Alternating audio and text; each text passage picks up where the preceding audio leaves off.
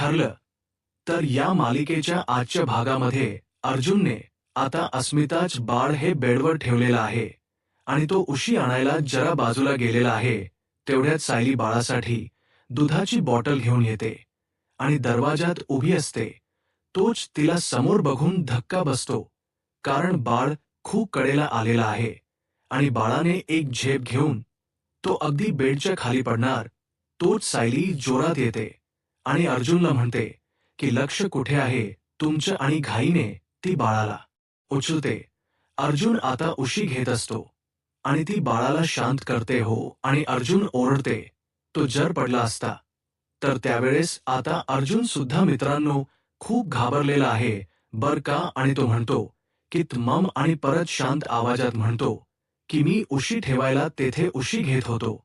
त्यावरती सायली म्हणते की बाळाला कोणी असं बेडच्या कडेला कोणी ठेवतं का? मी तुम्हाला दोन्ही बाजूने उशी लावायला सांगितल्या होत्या. मग इतकी साधी गोष्ट सुद्धा तुम्हाला का कळली नसेल? अर्जुन विचारतो की बाळाला काही झाले तर नाही ना, तो ठीक तर आहे ना? त्यावरती सायली म्हणते की अहो आता काही झालेले नाही, पण यापुढे काळजी घ्या बाळाला असं कडेला झोपू नका. त्यावरती अर्जुन म्हणतो की मी तुला अगोदर सांगितलं होतं मला ही जबाबदारी नाही झेपणार, तरी सुद्धा तू बाळाची जबाबदारी माझ्यावर सोडून गेली. बघ, मी तुला सांगितलं होतं मला नाही झेपणार. त्यावरती सायली म्हणते की अहो प्रत्येकाला येतच नसतं, पण त्या गोष्टीची सवय करून घ्यावी लागते, तेव्हा कुठे जमत असतं. त्यावरती अर्जुन आता खूपच घाबरलेला आहे आणि तो स्पष्ट म्हणतो की सायली हे बघ, मला अशी सवय वगैरे लावून घ्यायची नाही, आणि आता जर बाळाला काही झालं असतं तर अस्मिताला काय उत्तर दिलं असतं बरं? मी माझ्यामुळे असं म्हणणार. तोच सायली म्हणते की हे बघा इकडे या, शांत बसा इथे. अर्जुन बेडवर बसतो. सायली बाळाला अर्जुनच्या मांड्यावर देते. मांडीवर दिल्यानंतर आता ती खुरखुर घेते आणि वाजवत असते.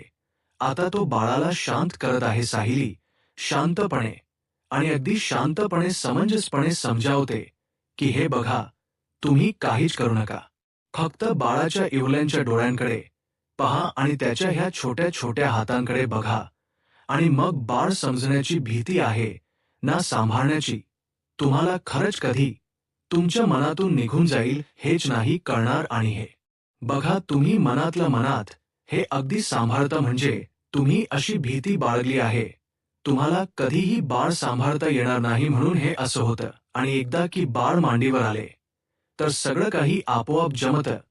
तेव्हा आता सायली बाळ अर्जुनच्या हातामध्ये बाळाच्या दुधाची बॉटल देते आणि हे बघा घ्या, आणि हे बघा घ्या, व्यवस्थित जमेल, तुम्हाला काही घाबरू नका असं समजावते. आणि मनात आता खुशून म्हणते नशीब यांनी बाळाला मांडीवर तरी घेतले नाही तर. बाळाला सांभाळण्याची भीती यांच्या मनामध्ये कायमच दडून बसली असते. तेव्हा अर्जुन मात्र सायलीकडे बघत मनात म्हणतो की बायको, तू कितीही प्रयत्न कर पण तरी सुद्धा बाळाला सांभाळण्याची माझ्या मनातील भीती कधीही कमी नाही होणार, कारण मी असं कोणत्याही आता ह्या जबाबदारीसाठी तयार नाही. आणि तेवढ्यात कल्पना सायलीला आवाज देते. सायली म्हणते की आले ना आई? तर लगेच अर्जुन म्हणतो की याला सुद्धा घेऊन जा. त्यावरती सायली म्हणते की हो, घेऊन जाते, आणि ती बाळाला आपल्या कडेवर घेते. सोनू माझं बाळ पिलू, आणि दुधाची बॉटल घेऊन ती आता जायला निघते आणि अर्जुनला विचारते की तुम्ही ठीक आहात ना? अर्जुन आता पूर्णपणे घाबरून गेलेला असतो आणि तो म्हणतो की हो, आता मी ठीक आहे. तर सायली आलेच, मी बोलून बाळाला घेऊन जाते, आणि चला आजीने बोलावलं, चल बाळा चल. छान असे बाळाशी गोड गप्पा करत आहे. परंतु इकडे अर्जुन तर अजूनपर्यंत त्याचा चेहरा गंभीरच आहे. तो परत बाळाला सांभाळणार नाही अशी भीती त्याच्या मनातच आहे आणि नाही करतोय. त्यानंतर आता सायली ताईंनी जो काही आंबा घालून शिरा केलेला आहे तो विमल मात्र कल्पनाला म्हणते की वहिनी, बरं झालं तुम्ही आलात, आणि हा सायली ताईंनी बनवलेला शिरा आहे तो जरा मात्र चाकून बघा. तेव्हा आता कल्पना शियाचा एक घास खाते आणि खूपच मस्त झालेला आहे असं म्हणते. तेव्हा आता तेवढ्यात प्रताप तेथे येतो. प्रताप विचारतो की काय काय बनवलं विमल, म्हणजे कल्पना इतकं चवीने खात आहे. तर त्यावरती कल्पना म्हणते की विमलने नाही, सायलीने आम्रशिरा केलेला आहे, खूपच छान बनलेला आहे. तेव्हा आता प्रताप म्हणतो की हो का, आणि प्रताप सुद्धा आता शियाचा एक घास घेतोय. खाल्ल्यानंतर म्हणतो की हो, खूपच छान, फारच छान झालेला आहे आणि अगदी प्रतिमाच्या हातची चव आहे असं म्हणतो. आणि तेवढ्यात तेथे सायली येते. सायली विचारते की आवडला ना शिरा? कल्पना म्हणते की अगं, तू जर एखादा पदार्थ केला आणि तो आम्हाला नाही आवडला, असं कधी झालेलं आहे का बाळात? यावरती सायली म्हणते की आई, खरं तर मी या पद्धतीने आंब्याचा शिरा करवत नाही, परंतु मला प्रतिमातेनेच बनवायचं शिकवलेलं आहे. तेव्हा प्रताप म्हणतो की हो, आमच्या लक्षात आलं. तोंडात जेव्हा घास ठेवला ना, तेव्हा चव कळाली.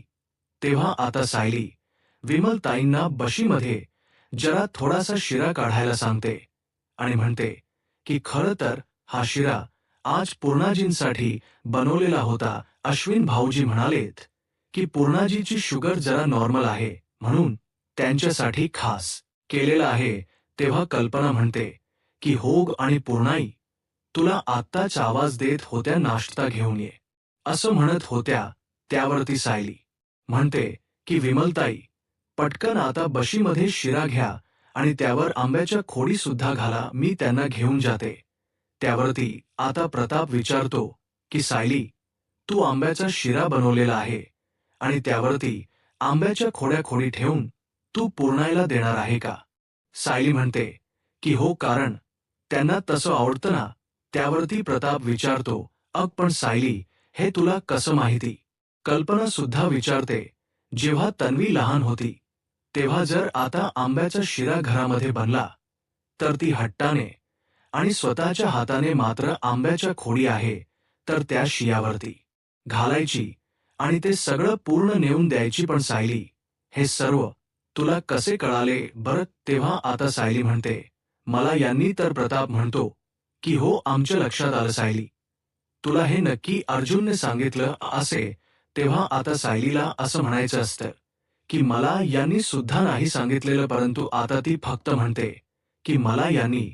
आणि तेवढ्यात पूर्णही त्यांना तन्वीला आवाज देते, म्हणजे सायलीला, तन्वी माझ्यासाठी नाश्ता घेऊन ये बरं. तेव्हा सायली लगेच पूर्णाईला आवाज देते की हो, पूर्णाई आणते. आणि सायली मनात विचार करते की यांनी तर मला आतापर्यंत ह्या पूर्णाई मात्र शियावर आंब्याच्या खोडी घेऊन घालतात तर ते कधीही सांगितलेलं नव्हतं. हे सगळं मला कसं सुचलं असेल बरं? मुळात म्हणजे पूर्णा आजीला आंब्याचा शिरा आवडतो हेच मला मुळातच माहिती नाही. पण हा सर्व घाट मी घातलास कसा? आणि पुन्हा एकदा हा योगायोगच असेल.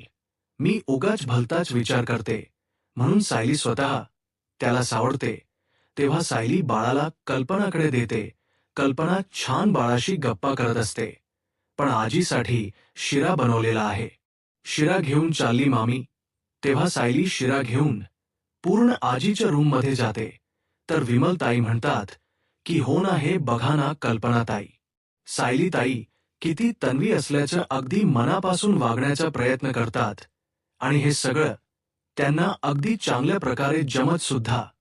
त्यावर आता प्रताप म्हणतो की हो ना, देव करू आणि तिचे हे प्रयत्न यशस्वी हो.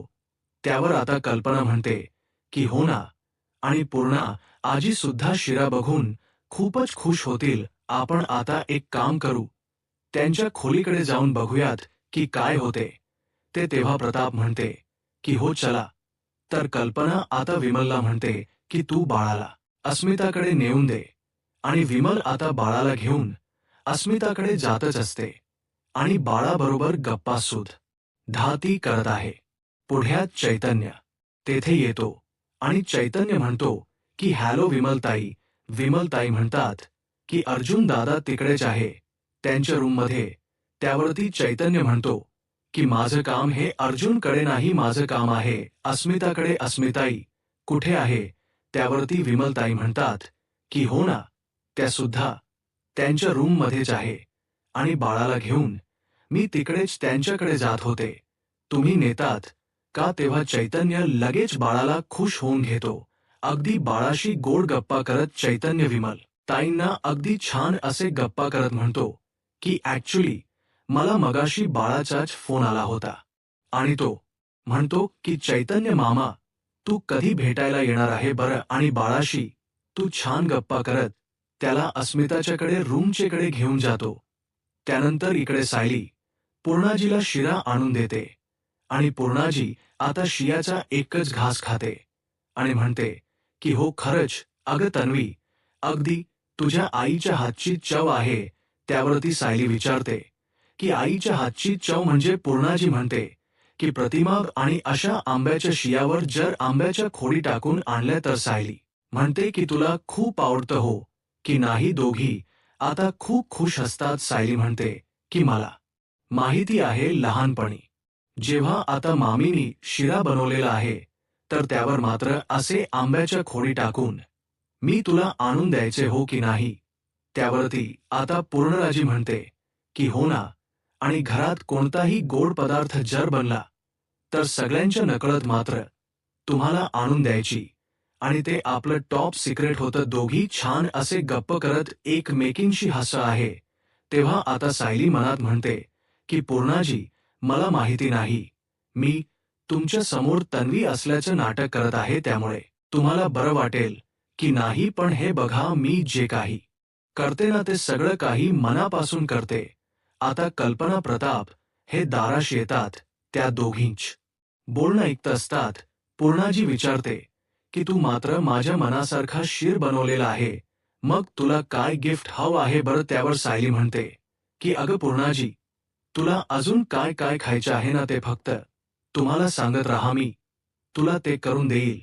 फक्त इतकंच गिफ्ट हवं आहे. आता पूर्णाजी म्हणते की अगं असं नाही, काहीतरी नक्की तू मागायलाच पाहिजेल.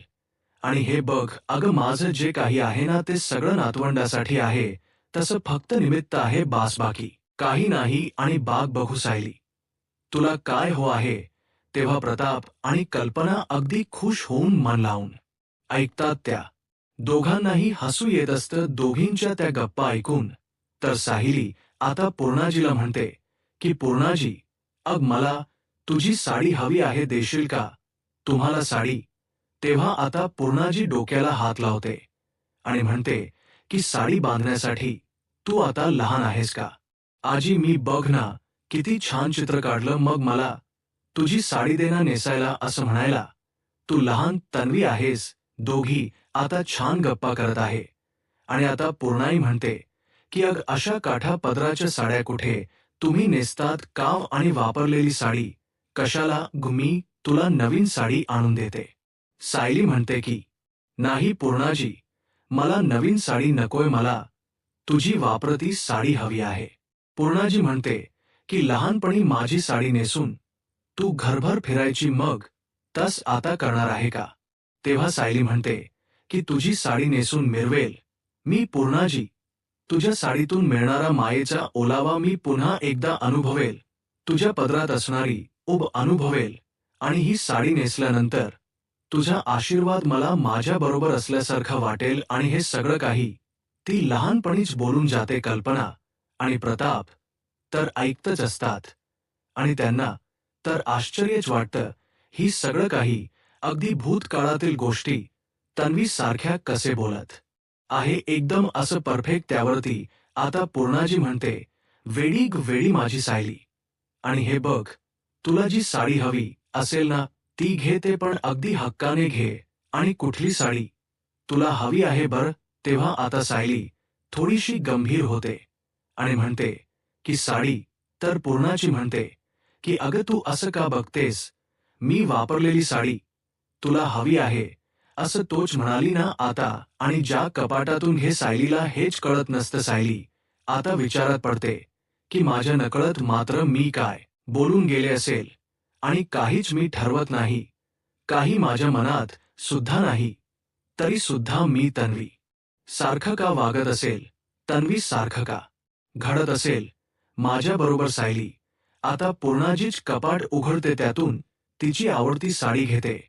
ती साडी एक तिला फारच आवडते, ती मात्र आता आपल्या उराशी धरते आणि ती साडी खोशत आता बाहेर काढते आणि कपाट बंद करते. प्रताप आणि कल्पना तर बघतच असतात सायली आता पुन्हा पूर्णाजी जवळ येऊन बसते, विचारते की पूर्णाजी, मी ही साडी घेऊ का? तेव्हा पूर्णाजी म्हणते की अगं घे की, आणि बघ अगं, या साडीमुळे तुला फक्त माझंच नाही तर तुझ्या आजोबांचा सुद्धा आशीर्वाद मिळेल, कारण ही साडी मात्र त्यांनी एकदा मला दिवाळीला भेट म्हणून दिलेली होती. आणि यावेळेस ते मला म्हणाले होते की ही साडी झाल्या म्हणजे साडी जेव्हा आपल्याला नात होईल ना, तर ती झाल्यावर तू तिला दे. सायली म्हणते की खरंच? पूर्णाजी म्हणते की हो खरंच. आणि त्यावेळेस मात्र मी खूप हसले होते.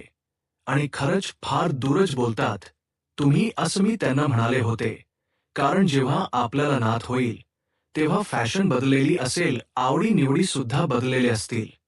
आणि त्यावेळेस ते ठामपणे असे म्हणाले होते की आपली नात इतकी गुणी असेल, स्वतःहून ही साडी मागेल आणि याची किंमत आपल्या नातीला कळेल. आणि बघ, त्यांचे म्हणणं आज खरं ठरलं. सायलीला खूपच आनंद होतोय प्रताप आणि कल्पना सुद्धा अगदी खुश होते. सर्व ऐकत आहेत आणि बघत आहे. पूर्णाजी म्हणते की ही साडी तू नेस, तुला खरंच ही साडी खूप सुंदर दिसेल. तेव्हा सायली म्हणते की पूर्णाजी, अग मला माहिती नाही की मी तुझ्या इतकी सुंदर आहे की नाही, परंतु तुझी ही साडी मला नक्की सुंदर बनवेल. तेव्हा आता हे सर्व ऐकून प्रताप म्हणतो की बघ ना कल्पना, आपल्याला माहिती आहे की सायली हे सर्व नाटक करत आहे. कधी तर तिच्याकडे बघून असं वाटतं की खरंच लहानपणीची ही गोड नवी परत आलेली आहे. तर तेव्हा कल्पना म्हणते की हो ना, आणि पूर्ण इकडे बघा सायली, तन्वी आहे म्हणून त्या किती आनंदात आहे. तर पूर्ण मात राहता आपल्या सायलीची दृष्ट काढते. सायली खूपच खुश होते, म्हणते की आता सायलीने मात्र तन्वीच्या ज्या काही लहानपणीच्या छोट्या छोट्या गोष्टी आहे त्या नक्की अर्जुनकडे समजून घेतल्या असतील. तन्वी लहान असताना सुद्धा पूर्ण जिंकून अशा साड्या मागून घ्यायची. प्रताप म्हणतो की हो ना. कल्पना म्हणते की हे नक्कीच तिला अर्जुनने सांगितलं असेल. प्रताप म्हणतो की हो नक्कीच. आणि सायली पूर्णाई एकमेकी बरोबर छानच गप्पा करत आहे, एकमेकींच कौतुक करत. त्यानंतर आता इकडे जय चैतन्य अस्मीच्या रूम मध्ये येतो आणि तो अस्मिताला समजावतो की हे बघ अस्मिता, ताई आपलं काय ठरलेलं आहे. बरं किती काही झालं तरी या सगळ्या गोष्टी मनाला लावूनच घ्यायच्या नाहीत. आणि हे बघ, तुला कधीही मन मोकळं करावंसं वाटलं तर तुला माहिती आहे अर्जुन, अश्विन आणि मी, आम्ही तिघेही तुझ्या सोबत आहोत. त्यामुळे चल, बाकी काही काळजी करू नकोस. आणि तेवढ्यात दरवाजाकडून सचिन आत येतोय. सचिन मात्र आत आल्याक्षणी आता चैतन्यने अस्मिताच्या खांद्यावर हात ठेवलेला असतो. तो आता हे सर्व बघतोय आणि लगेच मोठा गैरसमज करतो आणि मुद्दाम लगेच पुढे येतो आणि म्हणतो की हे बघा, खरंच सॉरी बर का, मी तुम्हाला डिस्टर्ब केलं, कारण दार बंद होतं तेव्हाच मला कळायला हवं होतं की तुम्ही दोघं आतमध्ये असतील. आणि आय एम सॉरी अस मुद्दाम करतोय. अस्मिताला राग येतो. ती रागाने पाहत असते, कारण हे जे काही बोलतो ना ते संशयास्पद बोलतोय हे तिने ओळखलेलं असतं. आणि चैतन्यने सुद्धा. आणि हे बघा, तुम्ही दोघं जे काही करत होतात ना, तर ते चालू ठेवा, मी बाहेर थांबतो. तेव्हा चैतन्य आणि अस्मिता दोघेही उठतात. चैतन्य म्हणतो की सचिन, तू काय बोलतोस? मी इथे फक्त बाळाशी खेळायला आलो होतो आणि मी निघतोय आता. त्यावरती लगेच चैतन्य म्हणतो की का निघतोस? अरे थांब ना जरा, रिलॅक्स, अगदी नेहमीच्या काने थांब. आणि हे बघ त्याचं काय आहे. चैतन्य, हल्ली मात्र माझ्या बेडरूम मध्ये तूच मला जास्त दिसतो माझ्यापेक्षा. तेव्हा चैतन्याला फारच राग येतो. चैतन्य रागाने म्हणतो आणि परत तो स्वतःला शांत करतो आणि म्हणतो की हे बघ सचिन, तू काहीतरी गैरसमज करून घेतोय. अस्मिता सुद्धा रागाने जाता सचिनकडे बघते आणि तो अस्मिताकडे बघत म्हणतो की अरे गैरसमज कसला? गैरसमज नाही, आणि आता खरं काय आहे ते मला कळते. तेव्हा अस्मिता म्हणते की काय रे, तुझं डोक ठिकाण्यावर आहे का? कोणता सूर पकडला तू? आणि चैतन्याला मी लहानपणापासून ओळखते. अर्जुन आणि अश्विन सारखाच तुम्हाला आहे मानलेला भाऊ आहे तो माझा. तेव्हा सचिन लगेच हसतो आणि म्हणतो की काय मानलेला भाऊ म्हणजे हे तर जगातील तुमचं खरंच खूप असं संशयास्पद नात आहे. मानलेल्या भावाच लेबल लावायचं आणि वाटेल ते करत सुटायचं का? पण तुमचं नक्की काय चाललेलं आहे ते मला आता बरोबर कळेल आहे. सचिन आता मुद्दाम त्या दोघांवर संशय घेत असतो, आरोप करत आहे. चैतन्याला फारच राग येतो आणि अस्मिताला सुद्धा, परंतु हा सचिन बोल आरोपवर आरोपच करत जात आहे. मी मूर्ख नाही असे बोलून तो आता बाहेर निघून जातो. तेव्हा आता अस्मिता चैतन्यला सॉरी बोलते. चैतन्य म्हणतो की तू का सॉरी म्हणते अस्मिता? ताई अस्मिता रागानेच म्हणते की बरोबर आहे, सचिनचे घाणेरडे विचार आहे ना, ते इथल्या इथेच ठेचायला हवेत. बाद झाला. आता अस्मिताला फारच राग येतो. ती चैतन्याचा हात धरते आणि चल असं म्हणते. चैतन्य म्हणतो की अस्मिता ताई, आणि आता मात्र ती सचिनच्या मागे ओरडत ओरडत येते की सचिन थांब, सगळेजण हॉलमध्ये आहेत. प्रताप, कल्पना, विमल. तेव्हा अस्मिता जोरात चैतन्याचा हात धरून आता सचिनला थांबवते आणि तो तोंडाला येईन ते आरोप करून निघून नाही जाऊ शकत.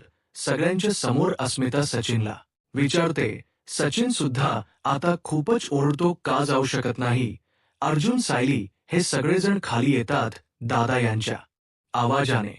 सचिन पुढे म्हणतो, वाटेल तसे आरोप करण्याचा ठेका आहे तो फक्त तुम्ही सगळ्यांनीच घेतलेला आहे का? अस्मिता पुढे त्याच्या समोर येते आणि म्हणते की तुझ्यावर कोणीही खोटे आरोप करत नाहीत. तू जे जे काही केलेलं आहेस, जे घाणेरड तू वागलेला आहेस ना, तर ते सगळेजण तुला ऐकवतात. आणि कसं आहे की कावी झालेल्या माणसाला सगळं काही जग पिवळं दिसतं, अगदी तसंच तुझं झालेलं आहे. त्यामुळे जगातील प्रत्येक माणूस हा तुला घाण दिसतो. तेव्हा आता प्रताप म्हणतो की एक मिनिट तुम्ही शांत व्हा, नेमकं काय झालेलं आहे? तेवढ्यात सचिन म्हणतो, तुमच्या मुलीला विचारत आहे. सचिन लगेच म्हणतो की आवाज खाली. अर्जुनला फारच राग येतो. अर्जुन आता खूपच ओरडतो. तेव्हा आता सचिन म्हणतो की आवाज सगळ्यांनी खाली करायचा. तुमच्या नावाखाली मात्र तुझी बहीण आणि तुझा मित्र काय गुलछडी उडवतो ते बघायचा. तुझा मित्र काय दिवे लावतो ते डोळे उघडून बघ. तेव्हा आता सगळ्यांना मात्र खूपच राग येतो. अस्मिताला फारच राग येतो. अस्मिता म्हणते की हे बघ सचिन, तोंड बंद ठेव. त्यावरती सचिन म्हणतो की मी साक्षीला काय भेटलो तर तुम्ही सगळ्यांनी मला नको नको ते ऐकवलं, आणि त्यात म्हणजे तुझ्या ह्या अखेरला तू बहीण भावाच नाव देतेस का? अगं तू तुझ्यापेक्षा वयाने लहान आहे याचा तरी विचार कर. त्यावरती आता अस्मिताला फारच राग येतो, कारण सचिन जे काही बोललेलं आहे ते चुकीचं बोलतोय आणि तो सगळं मुद्दाम बोलत आहे. तेव्हा अस्मिताला इतका राग येतो, इतका राग येतो की सनकणी ती सचिनच्या कानामागे ठेवून देते. आता सचिनला सुद्धा फार राग येतोय. सचिन म्हणतो की माझ्यावर हात उघडलास, मी तुझा नवरा आहे, तू विसरलीस का? आणि तेवढ्यात सायली म्हणते की हे तुम्ही कधी लक्षात ठेवलं म्हणून अस्मिता ताईंनी ठेवायचं. तेव्हा अस्मिता म्हणते की हो ना, म्हणूनच मात्र नव्याचा अधिकार हा दाखवतोय आणि असले घाणेरडे संशय माझ्यावर घेतोय. तेव्हा चैतन्य सुद्धा आता भडकतो. चैतन्य म्हणतो की सचिन प्लीज, वाटेल तसे आरोप मी ऐकून घेणार नाही. अरे अस्मिता ही माझ्या बहिणीसारखी आहे आणि बहीण भावाच नात, तुला कळतं का? तेव्हा सचिन म्हणतो की अरे ताई म्हणण्याने तर काय होतं, तुझ्या मनात तर वेगळेच विचार सुरू आहेत. त्यावरती अस्मिता म्हणते की आमच्या नाही, तर तुझ्या मनातील विचार वेगळे आहेत. आमच्यावर आरोप करून मात्र तू तुझ्या साक्षी बरोबर असणार प्रकरण झाकण्याचा प्रयत्न करतोय. तर हे अजून सुद्धा सुरू आहे ते मला चांगलेच माहिती आहे. तरी सुद्धा मात्र तुला आमच्या घरामध्ये ठेवून घेतलं, हे तुझ्यावर केलेले उपकार समज. तेव्हा आता सचिनला फारच राग येतो. सचिन लगेच आता अस्मिताला मारण्यासाठी हात वर उचलतो आणि तिच्या कानामागे देणार. तोच लगेच अर्जुन पुढे येतो आणि अर्जुन आणि सायली सचिनला धरतात. अर्जुनला फारच राग येतो. अर्जुन म्हणतो, हिम्मतच कशी झाली अस्मिताईवर हात उचलण्याची? तेव्हा सायली सुद्धा रागाने म्हणते की सचिन भाऊजी, ही तुम्हाला मिळालेली शेवटची संधी आहे. तुम्ही जर पुन्हा एकदा अस्मिता ताईवर जर हात उघारला तर याद राखा. सायली सुद्धा आता खूपच धमकावते. तेव्हा अर्जुन दात खात म्हणतो की हात तोडून तुझ्या दुसऱ्या हातामध्ये हात देईल. लक्षात ठेव. तेव्हा आता अर्जुन इतका भडकलेला आहे आणि सचिनला चांगलंच धमकावतो. तर कल्पना सुद्धा आता खूपच रागवलेली आहे आणि ती म्हणते की तू स्वतः पकडला गेलेला आहे म्हणून चैतन्य आणि अस्मिता यांच्या पवित्र नात्यावर तू संशय घेत आहे. तू आणखीन असं किती पातळी सोडून वागशील रे. अर्जुन सुद्धा आता म्हणतो की अरे तुला बहीण भावाचं नातं काय कळणार, तुला तर कुठलंच नातं नाही समजणार. सायली म्हणते की अस्मिता ताई तुमच्या बाळाची आई आहे याची तरी तुम्ही जाण राखा. तरी सुद्धा या सचिनला काही फरक पडत नसतो. तो लगेच आता जोराने म्हणतो की वा आणि टाळ्या वाजवतो म्हणजे तुमच्या सगळ्यांचा मात्र अस्मिता आणि चैतन्य यांच्या लफड्याला सपोर्ट आहे. तर तेव्हा आता सगळ्यांना आणखीनच राग येतो कारण हा सचिन आरोप होऊन आरोप करतच आहे. ती त्याच्याकडून गिस घेते, तासनतास गप्पा करते आणि नव्याकडे मात्र दुर्लक्ष करते. हे सगळं तुम्हाला चालता येत आणि मी जर एखाद्या दुसऱ्या मुलीकडे बघितलं तरी सुद्धा मी वाईट ठरतो. तर आणि वाह म्हणून आता स्वतःचे दोष लपवण्याचा प्रयत्न करत आहे. तेव्हा आता अर्जुनला फारच राग येतो. अर्जुन त्याची गचंडी धरतो आणि म्हणतो की पुन्हा जर चैतन्यच नाव घेतलंस तर याद रा गाठ माझ्याशी आहे, लक्षात ठेव. लगेच अर्जुनला ढकलून देतो आणि म्हणतो की कुणाला धमकी देतोस रे, मी कुणालाही घाबरत नाही आणि तुला तर नाहीच नाही. माझा तुमच्याशी कोणताही संबंध नाहीच. अस्मिताशी माझा संबंध होता पण कुणास ठाऊक ते बाळ तरी माझा आहे किंवा नाही.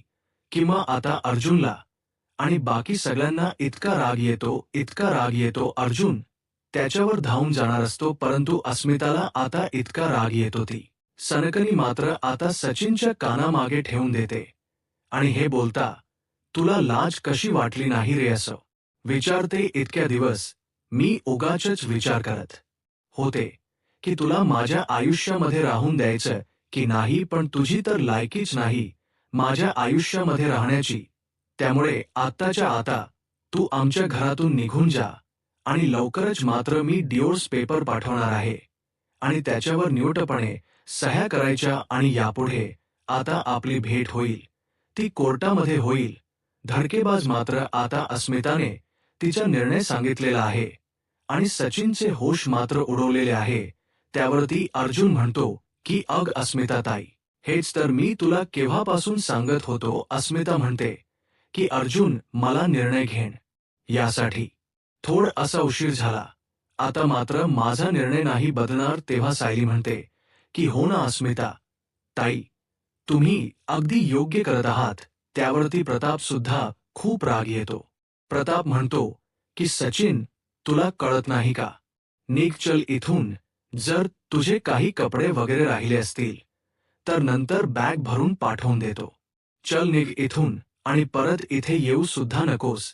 त्यानंतर अर्जुन म्हणतो की हे बघ आता सचिन, एक गोष्ट लक्षात ठेव, नाही मी तुला अस्मिता आणि चैतन्याच्या पाया पडून माफी मागायला लावली तर नावाचा ॲडव्होकेट अर्जुन सुभेदार नाही मी. तेव्हा अस्मिता म्हणते की याला मात्र प्रियासारखं लाथा बुक्क्यांनी मारून अगदी लाथाडून बाहेर काढलं पाहिजे. त्यावरती कल्पना सुद्धा म्हणते की सचिन तशी वेळ तुझ्यावर येऊन देऊ नकोस. जर तुझ्यामध्ये थोडीशी लाज शिल्लक असेल तर स्वतः निघून जाशील. चैतन्य आता रागाने सुद्धा त्याला बोलत आहे आणि सचिन म्हणतो की हो जातोय, मी सुद्धा येथे नाही थांबू शकत. मलाच मात्र तुमच्या घरामध्ये थांबण्याची हौसच नाही. आता हे सगळे तुम्ही माझ्याशी जे काही वागलात ना त्याचा पश्चाताप करण्याची वेळ तुमच्यावर येईलच असे मात्र तो धमकी देतोय. अस्मिता आता कोणी घाबरायला तयारच नसतात. सचिन आता पुढे म्हणतो नाही, मी तुमच्या सगळ्यांची आबरू वेशीवर टांगली, मी माझं नाव सचिन नाही लावणार. अर्जुन खूपच रागाने त्याला निघ असं म्हणतो. अस्मिता काही त्याला घाबरत नसते. तेव्हा आता अस्मिताला फारच टेन्शन येते. अर्जुन तिला धरतो आणि म्हणतो की हे बघ अस्मिता ताई, शांत हो, तू बस खाली. अस्मिताला रडू येत असतं कारण स्वतःची चूक झाकण्यासाठी सचिनने आमच्यावर इतके घाणेरडे आरोप केलेले आहेत, शी लाज वाटते. मला खरंच त्यावरती. आता सायली म्हणते की ते फक्त निमित्त शोधत होते, कारण तुम्हाला दोषी ठरून त्यांना इथून निघूनच जायचं होतं. तेव्हा आता चैतन्य म्हणतो की मी फक्त अस्मिता ताईला आधार देण्याचा प्रयत्न करत होतो, आणि त्याचा मात्र असा अर्थ हा काढेल असं माझ्या मनात सुद्धा नव्हतं. तेव्हा आता अर्जुन म्हणतो की चैतन्य प्लीज शांत हो. प्रताप सुद्धा म्हणतो की चैतन्य हे पग जाऊन दे, दुर्लक्ष कर. या सगळ्याकडे अजिबात लक्ष देऊ नकोस. तुमचं नातं कसं आहे ही कळण्याची लायकी सुद्धा सचिनची नाही. अस्मिता म्हणते की अरे चैतन्य, आपण एकमेकांसाठी काय आहोत हे आपल्याला माहिती आहे. आपल्या नात्याला मात्र कोणतंही नाव देण्याची अजिबात गरज नाही, कारण ते बहीण भावाच्या नात्यापेक्षा सुद्धा पवित्र आहेत. यावर सायली म्हणते की अहो हे बघा तुम्ही लवकरात लवकर यांच्या घटस्फोटाचे कागद तयार करा. अर्जुनला म्हणते. अर्जुन म्हणतोय तयारच आहे, फक्त मी अस्मिताच्या होकाराची वाट बघत होतो आणि मी लगेच केस फाईल करतो. सायली म्हणते की या सगळ्या गोष्टी आता लवकरात लवकर व्हायला हव्या, आणि हा माणूस आपल्या सगळ्यांच्या आयुष्यामधून जितक्या लवकर जाईल तितकं बरं राहील. कल्पना म्हणते की हो ना सायली एकदम बरोबर बोलत आहे. आणि तेवढ्यात पूर्णाही बाहेर येतात. पूर्णाही म्हणतात की सायली, आणि तुम्ही तन्वीला सायली का म्हणतात बरं असं विचारते, कारण कल्पनाच बोलणं तिने ऐकलेलं असतं तेव्हा. आता सगळ्यांना आणखीनच धक्का बसतो. तुम्ही सगळेजण माझ्याशी असा खेळ का खेळतात बरं, आणि तुम्हाला मी किती वेळेस सांगायचं की ही तन्वी आहे, आणि मला एकच गोष्ट 1000 वेळेस सांगायला आवडत नाही. तुम्हाला चांगलंच माहिती आहे. मी एकदा सांगितलं की ती माझी नात तन्वी आहे, तर बास आता. आणि परत तिला कोणी सायली म्हटलं तर मी खपून घेणार नाही. तेव्हा आता सायली पूर्णाजीला शांत करते आणि म्हणते की पूर्णाजी, अग मी तुझीच नवी आहे. मामी फक्त मला सायली म्हणून हाक मारत होती. हाक नव्हती मारत, ती फक्त सायलीबद्दल बोलत होती. तेव्हा आता लगेच पूर्णा म्हणते की तू चल बर माझ्या खोलीमध्ये, आणि सायलीबद्दल कोणी काहीच बोलायचं नाही, आणि चल बर लवकरात लवकर. म्हणून आता ती सायलीच्या हाताला धरते आणि तिला आतमध्ये घेऊन जाते. तेव्हा आता सगळ्यांच्या जीवाला आता सचिनच एकतर टेन्शन असतंच, आणि त्यात पूर्णाजीत सुद्धा. अर्जुन म्हणतो की हे सगळं आता एकत्र हडल करणं खरंच मला नाही जमत. तर ही पूर्णाजी नॉर्मल असतील तर त्या सचिनला मात्र आता शिकवण हे सोपं गेलं असं आता म्हणतो की तरी सुद्धा सायलीच आभार मानले पाहिजे. सायलीने सगळं काही छान हँडल केलेलं आहे, तर नाहीतर काय मोठा अनर्थ ओढवला असता काय माहिती. अस्मिता म्हणते की डॅड, अनर्थ तर ओढवलंच आहे. एकीकडे मात्र पूर्णाची ही अवस्था करणारी प्रिया, आणि दुसरीकडे मात्र माझ्या आयुष्याचा सत्यानाश करणारा तो सचिन. मग ही अशी माणसं आपल्याच नशिबात काय येतात बरं. त्यावरती आता पूर्णाची सायली घेऊन आते येते आणि म्हणते की हे पग बरोबर आहे, कारण कल्पना म्हणत होती ना सायलीच बरोबर आहे, ते मी ऐकलेलं आहे. ती असं का म्हणत होती नक्की, तुला सायली समजत होती. त्यावरती सायली पूर्णाजीला म्हणते की नाही ग, ती मला सायलीबद्दल समजावत होती. आणि काय पूर्णाजी चुकून जर मला कोणी सायली म्हणाला तर एवढं काय बिघडतं यात. अगं सायली कशी सगळ्यांच्या अवतीभोवती फिरत असते, म्हणूनच बहुतेकदा मामा मामी तिला तन्वी हाक मारतात आणि मला सायली हाक मारतात. तुझं नाही का नावामध्ये गोंधळ उडतो, अगदी तसं तसंच आहे. हे एवढं काय बिघडलं बरं. त्यावर पूर्णाजी जी म्हणते की अगं पण तरी सुद्धा मला तुझ्या बाबतीत असा गोंधळच व्हायला नकोय. अपघातानंतर मात्र इतकी वर्ष तू आमच्यापासून दूर राहिलीस. मी तुझी किती वाट बघितली. तू परत लवकरात लवकर आमच्यात यावी यासाठी मी उपवास तापास केलेत, आणि हे बघ आता तू आलीस, त्यामुळे मला तुला परत नाही गमवायचं ग. त्यानंतर अस्मिता आपल्या रूम मध्ये येते. तिला बाळाबद्दल वाईट वाटतं, ती रडत असते. तेव्हा सगळेजण आता अस्मिताला समजवतात, अस्मिता ताई प्लीज तुम्ही मनाला इतकं वाईट वाटून घेऊ नका. तेव्हा अस्मिता रडतच म्हणते की पण या सगळ्यामध्ये माझ्या बाळाचा काय दोष आहे. सचिनला जर त्या मुलीच्या मागे जायचं होतं तर त्याने माझ्या बाळाला जगातच काय येऊन दिलं बरं. तेव्हा आता चैतन्य स्वतःला दोषी मानतो. तो म्हणतो की ह्या सगळ्याला मी जबाबदार आहे. मी थोडासा जरी विचार करायला हवा होता की आपलं नात इतकं पवित्र असताना सुद्धा सचिनला ते नाही आवडणार. अर्जुन म्हणतो की चैतन्य हे बघ, त्यात तुझा काही दोष नाही, स्वतःला इतकं ब्लेम करू नकोस. तेव्हा चैतन्य म्हणतो की कसं ब्लेम करू नकोस, अरे माझ्यामुळे हे बाळ आता वडिलांशिवाय वाढणार आहे. तेव्हा मात्र प्रताप म्हणतो तरी सुद्धा बाळाचा बाप होण्याची प्रतापची, त्यात सचिनची लायकी तरी होतीस का? झाल्यानंतर जबाबदारी संपत नसते, उलट सुरू होते आणि हे सगळ्यांना कळत नाही. त्यानंतर इकडे सायली विचार करते की खरंच पूर्णाजी, तुम्ही तन्वीच्या बाबतीत किती हळवे आहात. तन्वी आपल्याला सापडली नाहीच आणि उलट आपण एका वेगळ्याच मुलीला तन्वी समजत होतो. धक्का मात्र तुम्ही कसा पचवणार आहात बरं? हा सगळा विचार सायली मनात करते आणि म्हणते की पूर्णा आजी, तुम्हाला अजिबात गमणार नाही.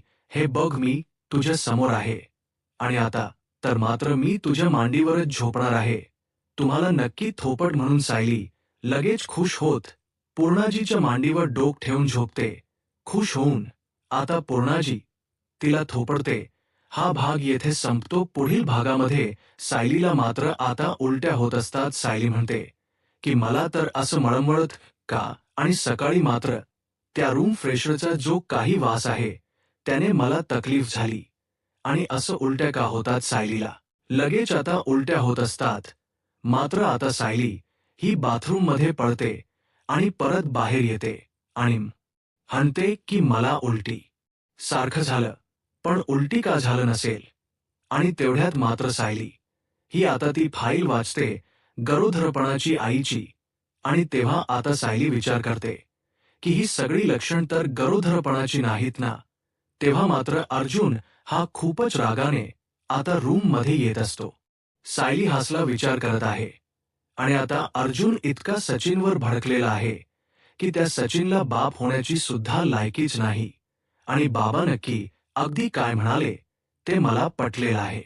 तेव्हा सायली विचारते की मूल होण्याबद्दल बाबा काय म्हणाले. त्यावरती अर्जुन सांग, मूल झाल्यानंतर त्याचे परिणाम आहे ते बाळाला भोगावे लागतात. आणि तेव्हा आता अर्जुन ठरवतो आणि तो सायलीला म्हणतो की किती काही झालं तरी आता सुद्धा आपण बेबी प्लन नाही करायचा. तेव्हा सायली विचार करते की जर मी गरोदर असेल. यूट्यूब चॅनलला सबस्क्राईब करा आणि व्हिडिओ लाईक करा. धन्यवाद.